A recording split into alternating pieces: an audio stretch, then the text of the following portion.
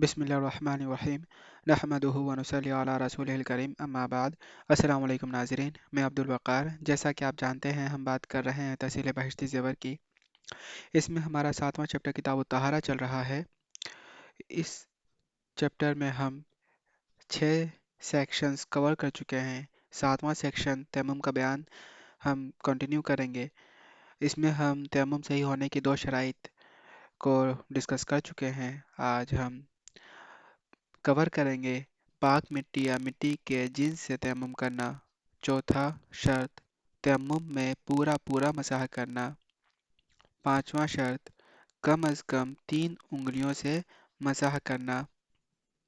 چھٹا شرط پانی میسر نہ ہونا۔ ساتواں شرط 2 ضربیں لگانا۔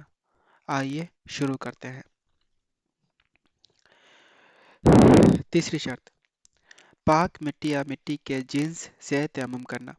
مسئلہ نمبر 27، مٹی اور جو چیز زمین کی جنس سے ہو اس پر تیمم درست ہے، جیسے ریت، پتھر، گچ، سونا، سرما، گیرو وغیرہ۔ اور جو چیز مٹی کی جنس سے نہ ہو اس سے تیمم درست نہیں، جیسے سونا، چاندی، گیہوں، لکڑی، کپڑا اور اناج وغیرہ۔ البتہ اگر ان چیزوں پر گرد اور مٹی لگی ہو تو ان پر تیمم درست ہے۔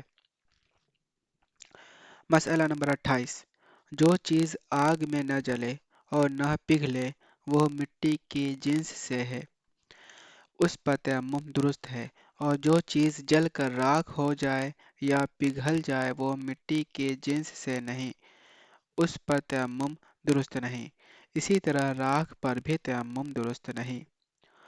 مسئلہ نمبر 29، تانبے کے برتن، تکیے، کپڑے اور گدے وغیرہ پر تیمم کرنا درست نہیں، البتہ اگر اس پر اتنی گرد ہے کہ ہاتھ پھیرنے سے ہتھیلیوں میں اچھی طرح لگ جاتی ہے تو تیمم درست ہے۔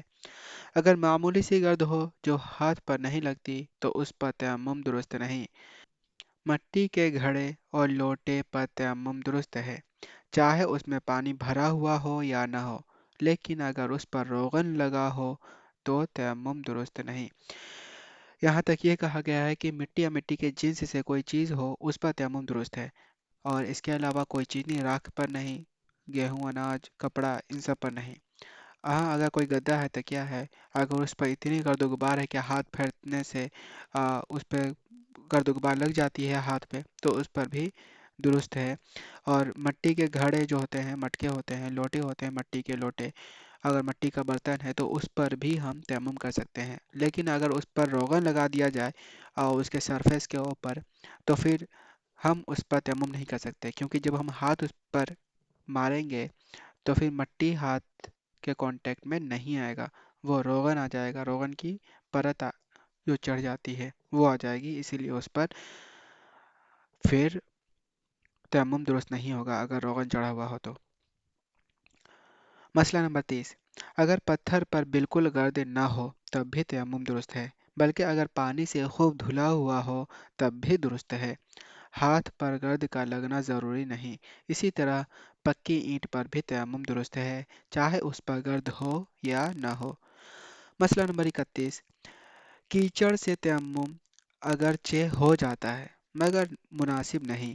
اگر کہیں کیچڑ کے سوا اور کوئی چیز نہ ملے تو یہ طریقہ اختیار کرے کہ اپنے کپڑے پر کیچڑ مل لے، جب وہ سوکھ جائے تو اسے تیمم کر لے۔ البتہ اگر نماز کا وقت ہی نکل رہا ہو تو اس وقت جس طرح ہو سکے تیمم کر لے، نماز قضا نہ ہونے دے۔ مسئلہ نمبر 32، اگر زمین پر پیشاب وغیرہ کوئی نجاست لگ جائے اور دھوپ سے خشک ہو جائے اور بدبو بھی ختم ہو جائے تو وہ زمین پاک ہو جائے گی، اس پر نماز درست ہے، لیکن اس زمین پر تیمم کرنا درست نہیں جب معلوم ہو کہ یہ زمین ایسی ہے، اور اگر معلوم نہ ہو تو وہم نہ کرے۔ شرط نمبر 4، تیمم میں پورا مسح کرنا۔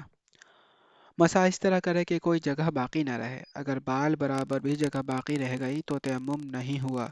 مسئلہ نمبر 33، انگوٹھی، چھلے، تنگ کنگن اتار دے اور اس جگہ ہاتھ پھیرے، انگلیوں میں بھی خلال کرے، مطلب اس طریقے سے خلال کرے۔ कोई अंगूठी पहने हुए हो, छल्ला पहने हो, उतार लें। मसला नंबर 34। अगर किसी ने भुवों के नीचे और आंखों के ऊपर की जगह का मसा नहीं किया तो तयम्मुम सही नहीं हुआ। इसी तरह दोनों नथनों के दरमियान में जो पर्दा है उस पर भी मसाह करें। यानी कि ये आईब्रो है, यहाँ पर ऊपर पलक है, यहाँ पर भी अच्छी तरह करें और यहाँ पर भी करें, यहाँ पर।